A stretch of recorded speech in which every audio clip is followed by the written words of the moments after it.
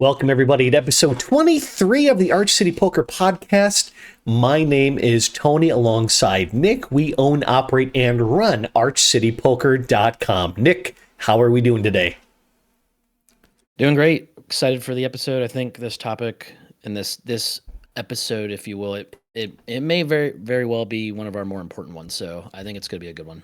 Absolutely. If you didn't catch last week's episode, go on and head on over to ArchCityPoker.com, or within this YouTube channel, go ahead and look at the videos that were previously uploaded. Subscribe to Arch City Poker's YouTube channel so you are always notified. Ring the bell icon. Make sure that's clicked to all, and we will do our best to upload content regularly for all of you. The topic today, Nick and everybody listening, is going to be how to think about, or what are we thinking about within a hand, and when do we start to make adjustments? So if you've listened to any of the previous podcasts, you've likely heard us talk loosely around some of these subjects, and maybe some of the stuff maybe sounds a little familiar, but again, we're picking a topic where we can really hone in on it and really address a lot of the factors that really apply when you're adopting either an Arch City Poker strategy, you're playing in a live home game, you're playing in a casino, a card room, you're playing online. These are all things that we think about and how we look at hands when we're playing. So again, we're going to be starting episode 23. And the first question, Nick, I think is probably one of the more on the more basic side. But when you're going through a hand or you're involved in a hand, I think most people, to some degree, will have some sort of strategy. They have some idea of how they would like the hand to go. Either I'm going to bet, they're going to call. If I miss my hand, I'm going to check. If I hit my hand, I'm going to bet. Regardless if it's like a caveman strategy or not, there is some level of plan in there. So at what point in a hand would you say that your plan should change? Or if somebody maybe experiences like a spidey sense, an alarm bell going off, maybe something about the hand doesn't feel right, how should they like engage that feeling, that tingling sensation, so to speak, when they're playing a hand of cards? I think the big thing is, like, if we start with what I would describe as like a systematic approach where, pre-flop, we're honestly just kind of understanding where we are positionally, like being positionally aware, understanding who's likely to enter the pot with us and what kind of poker game are we playing. Are we playing a 50 big blind game? Are we playing 100 big blind? Are we playing 200 big blinds plus? Once we go from there, we go to essentially trying to range our opponent and trying to cap them or figure out if they are uncapped as quick as we can. And that tends to happen from flop to turn most often than not. But you will run into some situations where players might do something outside of your plan or outside of the box. Like they might check raise you on flop, or they might lead into you. And, we have strategies or simple adjustments that we mention, or we will mention over on ArchCityPoker.com. And I think the big thing is understanding, like, if you build a player profile, like there's a difference between, like, if you play in a room where there's a lot of the same players, same regulars, if you will, you're going to build these player profiles, and then you'll be able to make more specific adjustments based on, what they're doing. And a lot of times they'll make a lot of the same plays or take the same lines. And so you'll be able to make more macro adjustments, and then you'll be fine. If it's a player you don't know as well, then we always say to essentially revert back to like a population read or tendency and go off of that. And, there's common spots where you'll see a rare sizing and or line, usually in the form of aggression, and we often just kind of overfold to a lot of that. But yeah, Tony, I think if with any of the lines that we face, any of the sizings, actions in general, I think once you guys become really comfortable in game and mid hand, ranging your opponent, figuring out if they're capped or uncapped, like those are the two essentially things we want to do as quickly and as efficiently as possible, and that'll put you in a really good spot moving forward in the hand. Yeah, absolutely. I would say very similarly to you, the alarm bell going off, so to speak, usually is an unorthodox level of aggression, or somebody leading into me for a pot-sized bet, or they're overbetting, which is an extremely uncommon tactic used by live low-stakes players. So I would say more often than not, I like default into like very cautious mindset, and whatever my strategy was, whether I was going for value, I'm pumping the brakes unless their line, whatever they're doing, was something I've seen them commonly do. But when your alarm bell goes off, that's usually indicative of like, this is not common, whatever is happening. And it is them going outside of whatever their standard stuff is. And usually that happens with strong hands. Nobody's taking, third pair and turning it into a bluff at live low stakes. They're just not. Right. So we don't need to default and I think over defend in a lot of cases. But yeah, I think I just pump the brakes dramatically, and I kind of work to see if I can even get to the end of the hand, because I would like to then really focus on that player and see if they do it against more players than just myself. And usually, because it's such an unorthodox play, they won't ever happen again, at least not in the same session. If it does, it's an alarm bell will go off. Your spidey senses will tingle. Like, it's easy to pick up and adjust. But Nick, I think you're exactly right. One comment. Sorry, go ahead. Well, I was gonna say no. I was just gonna add, like, to give them. I think you guys would like maybe a more practical example as well, like, because everything Tony said is I would echo that, and I think that I ran into a player recently that, and Tony, we actually just talked about this player sort of, but like this player amongst a few others, like I noticed that it can depend on the room you're in or time of day or what type of game you're in. But I've got a couple now that are trying to, I would say, like, in their mind, kind of trap me a little bit. And so, a lot of times I'll bet flop, they'll call, and it's, like a relatively dynamic board. It could be like somewhat static, but it's just not a really super dry ace high static board. And so I'll bet, they'll call, and then by the time we get to the turn, usually more often than not, these guys have capped themselves. They just call and they're not balanced enough with their calls. Well, I've noticed a couple of these guys are getting a little trappier, and I've seen some stronger hands that have just called. And so my adjustment, like usually on turn, if it's a brick, if we have the room, I usually bet large and quite large a lot of times. Like if we're really deep, I'm over betting when I'm barreling in that spot, whether I'm value betting or whether I have some bluffs. But like an in-game adjustment that I started making is I would think about this in game, be like, okay, if these guys have a little bit of stronger ranges, and I'm not exactly sure where they're at, but I know that they still have mostly, like, potentially some middling stuff, but they are adding in maybe some sets or some two pairs or top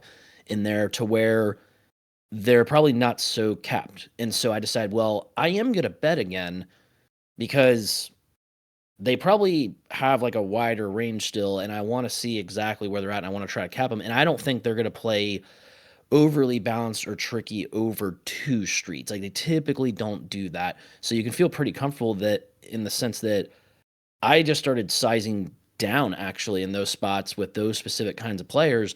And then they would let me know if they had something really strong, or if they're, again, like a little weaker or wider if their range. We just kind of delayed this a street, and now instead of from flop to turn figuring out where they're at, we go from turn to river, and now we can play rivers perfectly with still quite a bit of money in the pot. So yeah, Tony, just kind of giving an example, like that's one easy one where I'm making an adjustment against something that is a little more unorthodox, but it's actually in the form of more passiveness actually. But yeah, more often than not, guys, it's if you see something that's like a red flag, or like, what the hell, this is not exactly what I was expecting, although we should practice hopefully expecting really anything, these guys will show up with like some tertiary or secondary or tertiary aggression, if you will, meaning like if we are taking an aggressive line ourselves and then they come back at us with aggression, then yeah, that's where we see usually like the infrequent line or sizing or the quote unorthodox play. Yeah, to echo what you're saying, most information that I find about somebody's strategy is usually identified on the turn more often than not. I think the flop, people are very call-y. There's not a lot of check raising on the flop. People want to see their draws, try to hit them on the turn.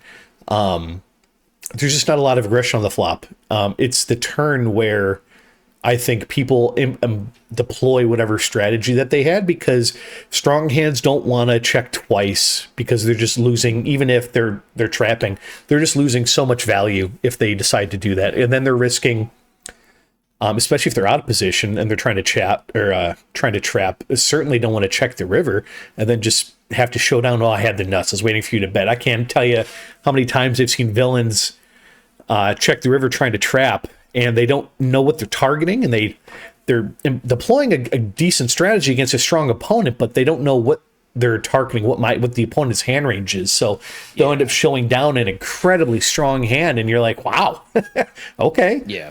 good for you. And that kind of leads me into my next question, Nick, which is like, live low stakes players are notorious for thinking about what their hand is and their hand strength. And we talk about like ranging our opponents. But Nick, like when we think about a hand that we're in, right, for the topic of the podcast episode here, and we're trying to range our opponents, how should, in theory, we be employing that kind of strategy or those fundamentals? Yeah, I mean, the biggest thing is like if you understand where they're coming from starting pre-flop, then that kind of sets you up to range them accurately and more accurately across later streets. Like you're kind of playing detective. Like you're basically acquiring clues or information as you progress in the hand. So it's really important to understand that if you don't understand what your opponents are doing pre-flop and what sort of range they likely have, then it's going to be hard to really start to range them accurately from the get-go on the flop. And in turn, obviously range them even more accurately as we progress through the hand. So like, like for example, I kind of like to lump these ranges pre-flop into buckets, whether it's a limp call range, a cold call range, and sometimes those can be close together depending on the opponent, but there's some guys that are tighter or nittier, or they just honestly play better pre-flop. And if they do cold call or they raise, they actually have like a pretty reasonable range of good starting hands. But like if you have a limp call range, that typically obviously tends to be very capped and weak and wide. And so you can take what you learn from, hopefully your pre-flop studies or what we would teach you over at archcitypoker.com, and you would be able to adapt to what these guys are doing live. Because I know like live games can be unpredictable, but if you understand where they're coming from pre-flop, then it'll be easier as you progress post-flop. And then, like we said before, like the strategies that we have in place for you guys, they are meant to honestly figure out right away, pretty much from on the flop progressing to the turn, where your opponents are at, because they are just so not balanced, and there's so many accurate sizing tells that once we figure out where they're at within their range as quickly as we can, that sets us up to be able to play like I don't want to use the word perfect, but like awesome poker moving forward, because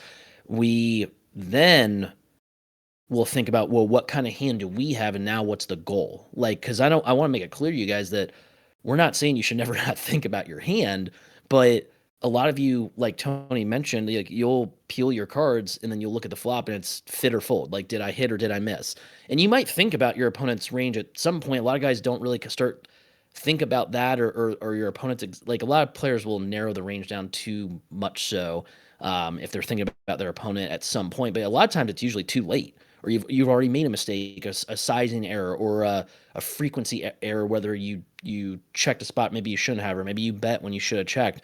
But we're going to set you guys up for a really easy to follow strategy that, yeah, you would say is, I don't want to use the term robotic. Like we are still going to teach you how to think and consider other options that are available. But more often than not on the flop, guys, there's going to be the option of like checking range out of position. Unless you have a passive opponent or you're playing 100 big blind or less poker, then you can just start to bet yourself.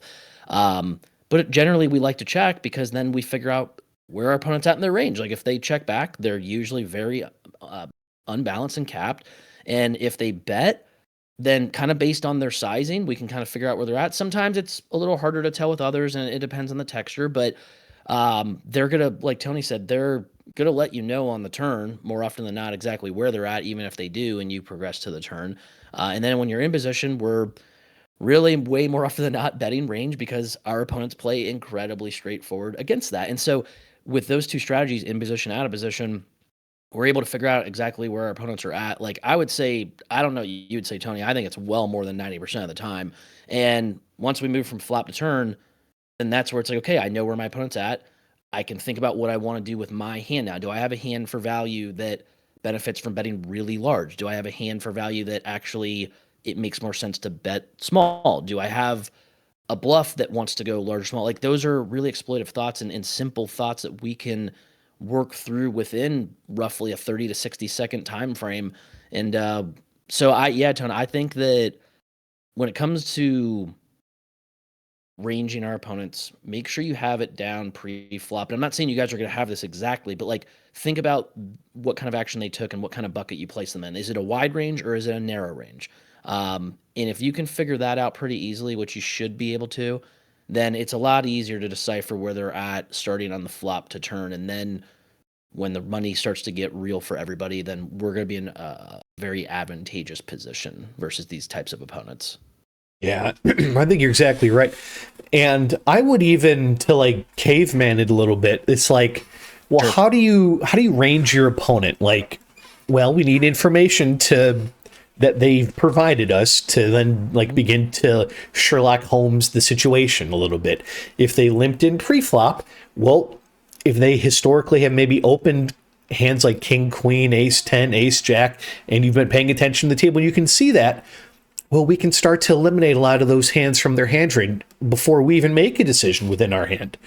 And that's where like you feel like players are aggressive because it's not that they have strong hands all the time. It's just that you're giving them opportunities to be aggressive because they can attack weakness much more often than maybe you're comfortable with. And then when you're on the flop, like you hear us at Arch City Poker talk very often about, betting in position, checking out of position. Our bet sizes can be a third, a quarter. They can be over bets. That's just all relative to what information our opponent has provided us and how we can exploit that. It's the hand ranges that our opponents have are just an example of, did they limp? Did they open? Did they just call the $10 into a $100 bet? Did they raise when we bet 150 into a $75 pot and then they raised it? It's like, that's how we're like deducing like what hands they have. And those are kind of extreme examples, right? But it's just like, just very basic stuff. Like if you want information off your opponent and you're like, I don't know how to range somebody. Well, it's like, what did they do before you even had to make a decision? If you opened for $15 and they called on the button for 15, do they normally raise the button with their stronger stuff? Are they calling with medium to bad stuff, which is more often the case? So it's just like that kind of stuff, Nick. Yeah, Tony, and to echo kind of what you said, like I think it's really important that they hear for a second time that when I start like with the a very rudimentary or caveman process with ranging opponent, I definitely start with what can they not have. And you can easily work your way from there. So like if they limp call pre and then you see like a Broadway heavy flop, like they probably don't have the strongest hands on that board, right, guys? I'm not gonna get in for the sake of time. Like I'm not gonna get into a specific line or hand here, but like there are so many times, and Tony will agree with me on this, that I see players will say on the river that they didn't raise or bet or essentially take an aggressive action with like a value hand, in our eyes a value hand, Tony, that because quote the board paired or the flush came in, when there are so many times that if these players understood how to properly range their opponents based on everything that happened up to that point, they would figure out that they could never have the boat or almost never have the flush. And I'm not saying that always is the case. There are some spots where your opponent might always have it, but I think that if you guys learn how Tony used the word deduction, like that's really it. Like if you can deduce that what they don't have and start from there, and then as the hand progresses, and that's where we get into again capped or uncapped, then yeah, you can find yourself being much more efficient with not only figuring out where to value bet thinner or use a proper sizing when you're value betting, but also when you're running your bluffs. Because a lot of players will say, you can't bluff fish or you can't bluff the live low stakes players. That is not true at all.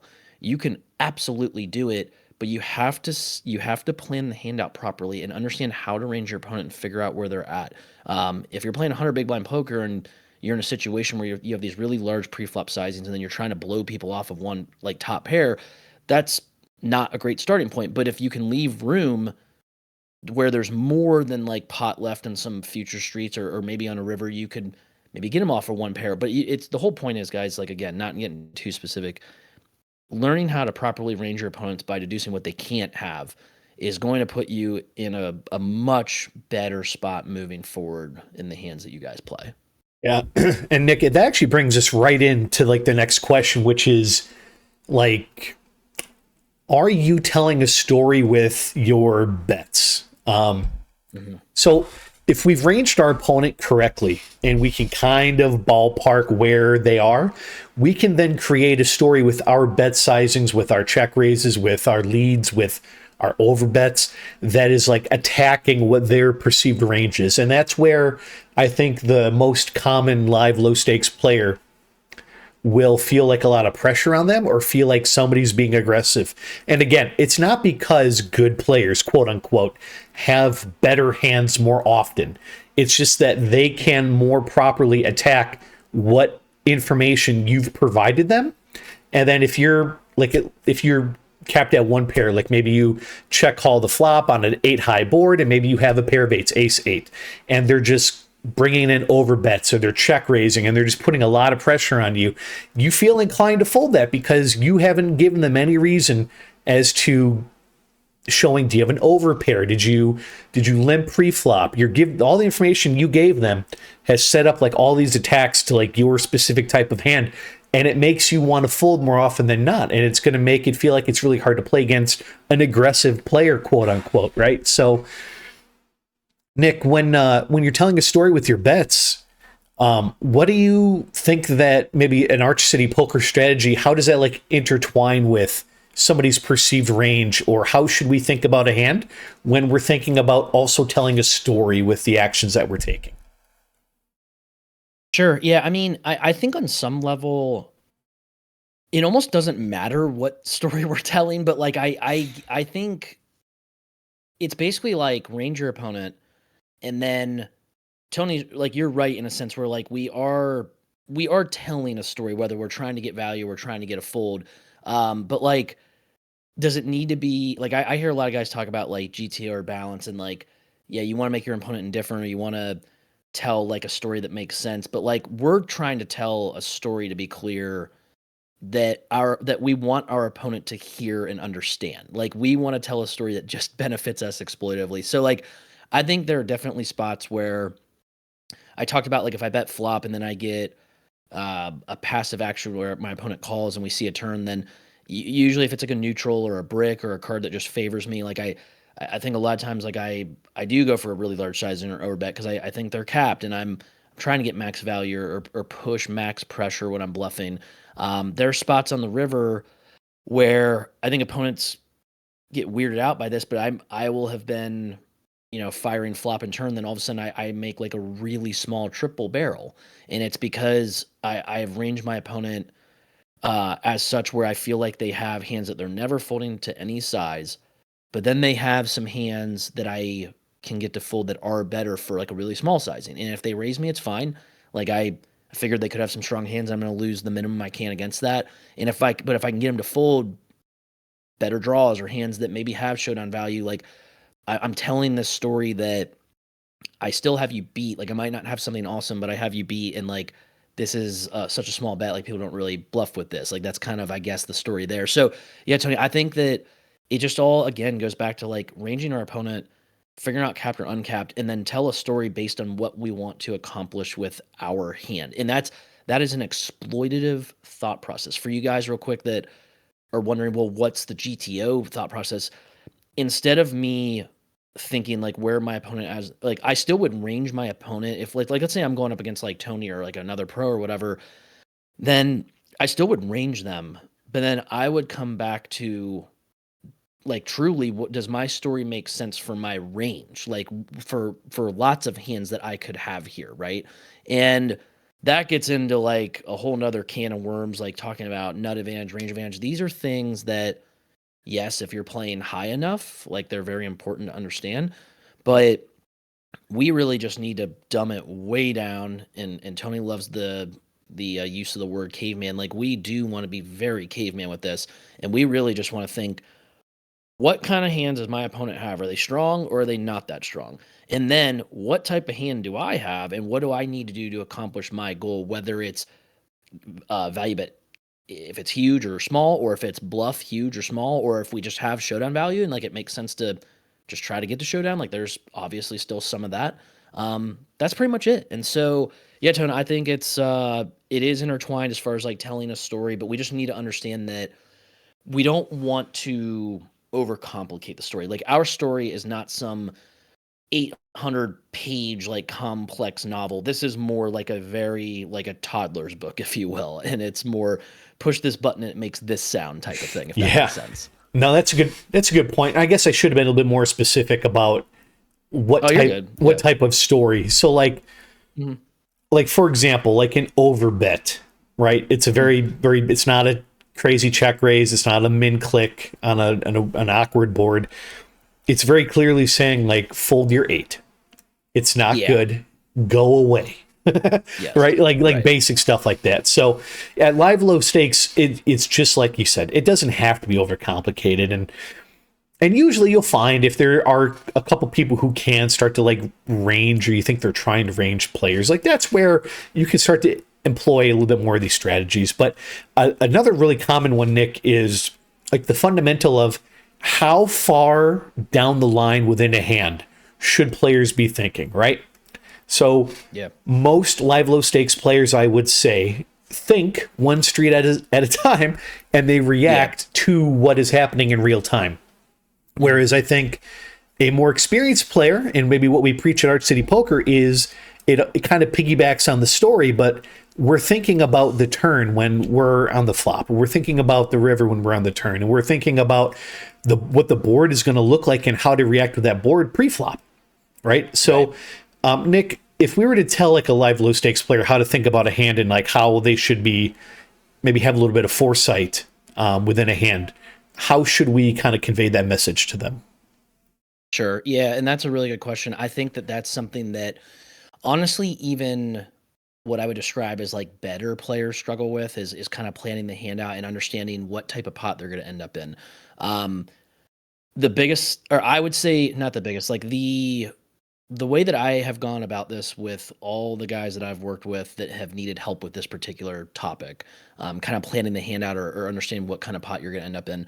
I think that I always start with, if you started pre-flop and you understand, hopefully you chose the right bucket of hands and you know you're playing, let's say, for example, a 100 big blind game or a 200 plus big blind game.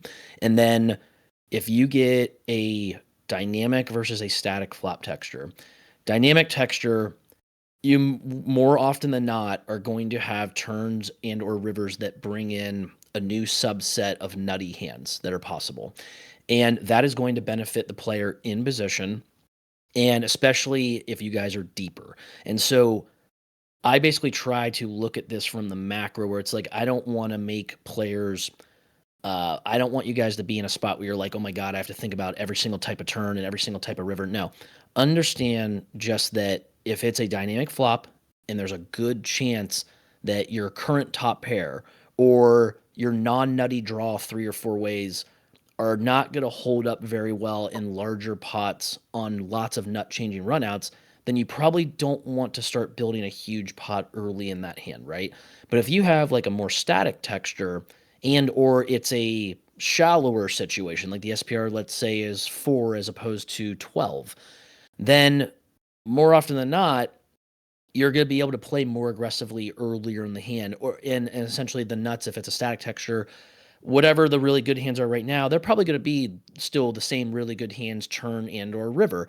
So I kind of use those two, I would say, crutches, if you will, Tony, where I just want to know how much are we playing for, and how is the board going to change what the nuts are more often than not, or are they not? Is it not going to happen? And then that helps me plan out the hand, or understand what kind of pot I want to play with my hand. Where, like, do I want to build a really big pot now, or do I want to? Is this going to be like a small to medium pot, and do I need to implement smaller sizings if I do feel I can still bet, and then or do I need to implement some checkbacks or check calls? Like that's kind of or not kind of like that's where I go with it and try to just keep this as simple as possible, guys, because this can be a very complicated subject. And honestly, like I'll give you guys an example of, you know, when I was up and coming as a professional very early on, and like I was one of those guys where it's like, all right, I want to use the solver and use some stuff within the solver that shows me all the turns. And I would lump them into like buckets, but it's like I want to see all the turns, I want to see all the rivers. And like, holy cow, you get like an hour in, you've done one spot, and I feel like maybe not more confused, but I just feel overwhelmed. It's like if I have to like put this much effort and try to understand like all these spots and balance and like what I'm doing and what I'm not doing, and like really if we can hone in and kind of dial it back and or well, I guess like zoom out, dial back, but yeah, zoom out if you will, guys, and just understand like, do I want to play for a lot of money, and is there a lot of money to play for, and then how often do I have to worry about in general are board changing, you know, textures going to be good for me or bad for me? Am I in position, out of position? Like, and these things get a lot easier to understand once you get more reps in with this. And honestly, it comes from like practicing off the table, like using hand histories, going through that, whether you have an instructor that's another set of eyes that's helping you or not. If you can learn to do that off the table and like go through hands, practice thinking in game, like in a hand, like in a simulated situation. Like I would highly recommend that if you guys don't seek out coaching or even our platform, I would find a hand replayer of some sort. I would put a hand in and go through it and try to think about that kind of stuff. Like think about like what kind of turns and rivers am I okay with? And just think turn. You don't even have to go to river. Just think like when you're going to take a flop action, think about like what are more than half the turns likely good for me, or are they not? And how much are we playing for here? And then practice considering every option that's available to you. Even if we have taught you like, hey, we're probably just going to bet range in position here, at least consider what checking back would do. Or if you typically would bet like third pot or 40% pot or quarter pot on the flop in that spot, like what if I did bet full pot? Like, is this the type of opponent that would make sense? Like try to understand that you guys aren't so handcuffed. Like you can definitely, you know, you can consider everything that's there for you as long as you have a consistent thought process and it's systematic in its approach. And that's what we're trying to teach you here, but keep it simple. You guys will be in a really good spot and you won't be overwhelmed. You just want to practice how to think away from the table and put yourself in tougher spots. Like give yourself a timer, like give yourself only like a certain amount of time to like get through these thoughts and see if you're comfortable with it. Because then when you go to the table, you want the real life situation to actually feel like easier than when you were practicing. That's how the best athletes do it. That's how I think the most elite players do it, is like they tax themselves away from the actual game. And then once they get there, it's like, well, practice was harder than this shit. Excuse the language, but it's like so this is gonna be fine for me. And it's gonna be innate. Like I don't have to do as much like thinking. Like you're still gonna think in the hand, but it's gonna be free flowing, and you're gonna feel much more prepared than your opponent. So yeah, Tony, I know it's like kind of a little bit of a tangent there, but that's I think that if they essentially can just keep it as simple as they can and understand dynamic for static and how much you're playing for, I think that'll really help them moving on from flop to turn, and then of course later on to the river. Yeah, I like your idea of zooming out. I think for live low stakes, that's what you kind of have to do. I would say there's like one really common thing that happens once a live low stakes player really starts to like think about hands from a strategic standpoint, and it's kind of like the buzzword a little bit, but like they're leveling themselves a little bit. Like they're giving villains way too much credit.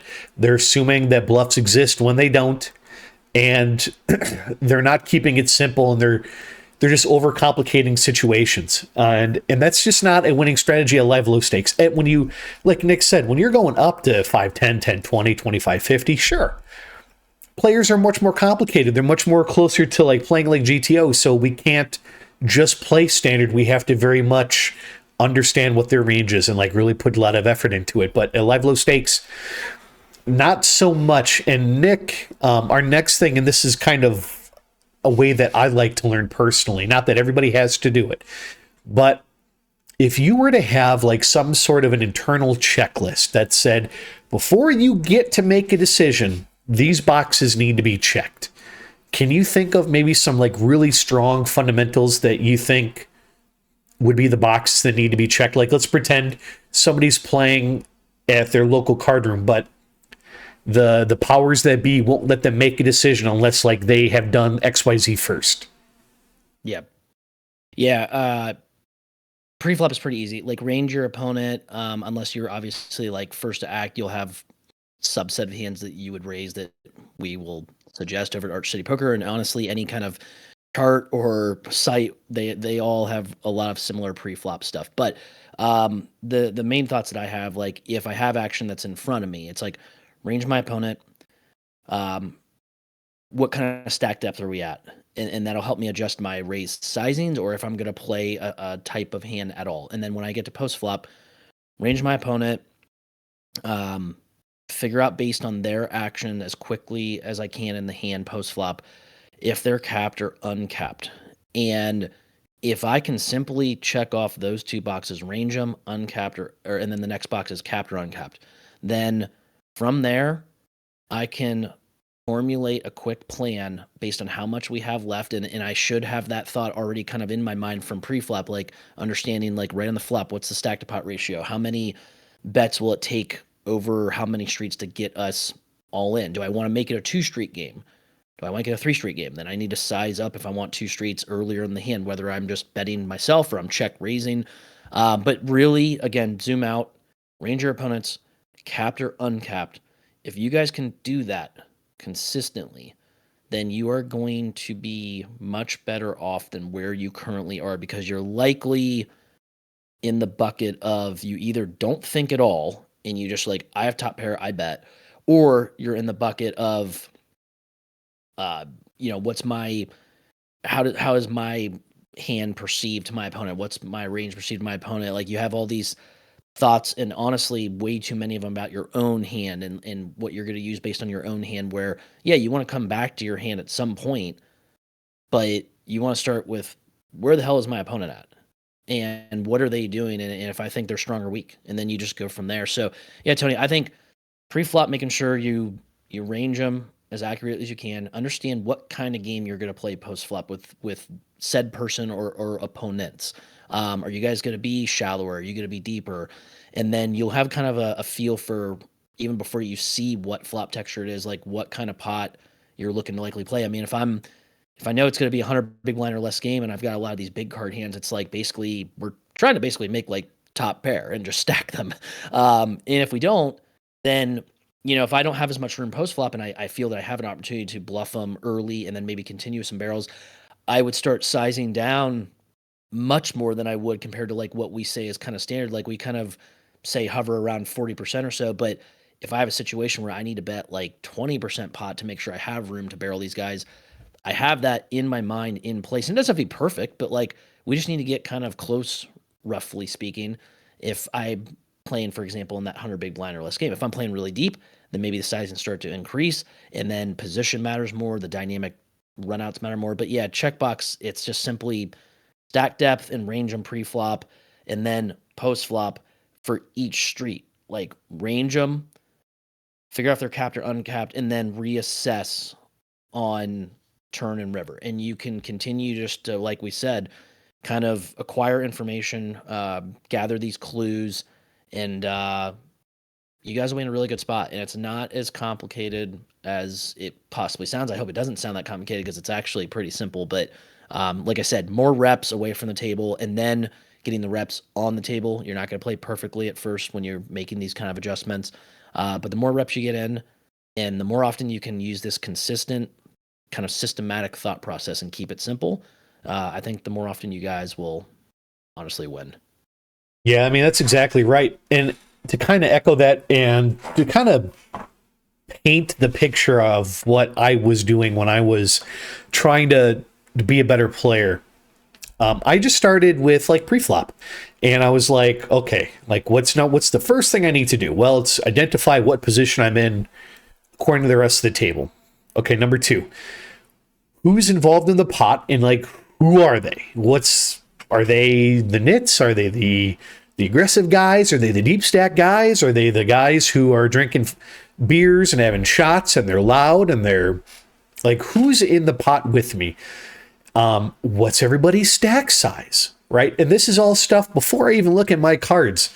Like, these are the things that I need to kind of run through really quick. And if you haven't done any of that kind of stuff before, you're like, yes, you would want to have like a pre-flop, flop, turn, and river kind of checklist internally in your head. But you got to start somewhere. It's like, how do you eat an elephant one bite at a time? Well, let's start pre-flop. And like, let's start with, before I look at my cards, what position am I in? Okay, I'm on the button. That means that when I look at these two cards, whatever they're going to be, I should have more wiggle room to do more things with whatever these two cards are. Now that changes based on the player types that are already involved in the hand. Okay, who's involved in the hand? The guy who hasn't played in 6 days? He hasn't played any hands, he's folded? Okay, well, maybe we need to be a little more tight with whatever we're going to do here. Or there's 5 limps and we have King Jack suited. It's not the strongest hand, but it's a great candidate to attack a bunch of limpers, right? So then we're looking at stacks. So just, if you have like your own little checklist, write one down. And I'm not going to like remember everything that I did, but like just start adding stuff. If there's something you forgot, add it in. And like once you feel like you have pre-flop down and you can do it consistently, now we start looking at the flop. Okay, different types of boards, in position, out of position, bet sizing, stack depth, and we can complicate it a little bit more, but you just make these like rudimentary lists on every single street as you work your way down, and you can move as fast as you feel comfortable. And if you're not doing those things, well, then you're going to be stuck kind of being a break-even losing 1-2 player, or you're going to look down and you're going to see Ace King, which is going to be beautiful, but you're going to miss 2 out of every 3 flops, and you don't know what to do when you miss. So, yeah, Nick. Yeah, and Tony, I have real quick. I mean, I have a really easy practical example that kind of ties a lot of this together from a hand I played just recently. So, player limps middle position, and he's very active. He's not very aggressive, but he's very active, very loose passive, if you will. Button, kind of unknown, but I started to pick up kind of how he plays over the last couple hours. He's more active and slightly more aggressive. He overlimps. I have ace queen offsuit in the big blind. They are the player who's the loose passive middle position player that's a regular. He only has 60 bigs, and the player on the button, he and I are about 150 bigs effective. So it's kind of a weird spot, but I feel that the vast majority of time, the player that I'm probably going to end up playing with more post flop is actually the 60 big blind stack. So I thought to myself, I usually would make it based on deeper stacks, maybe $25 or $30 pre-flop if it's a 1-3 game, honestly. But I felt that somewhere like between 15 and 20 actually worked better because I don't have to risk as much out of position, I guess. But really, it more came down to I thought the guy that was shallower, I can play for stacks with him and not have to put as much in at that point. So I made it 20. It's still a large size for 1-3, but it's not as large as I would have gone. Both players call. So this is what I first think about: $60 in the pot. I'm obviously shallower. I'm going to probably play a 2-street game with the player middle position.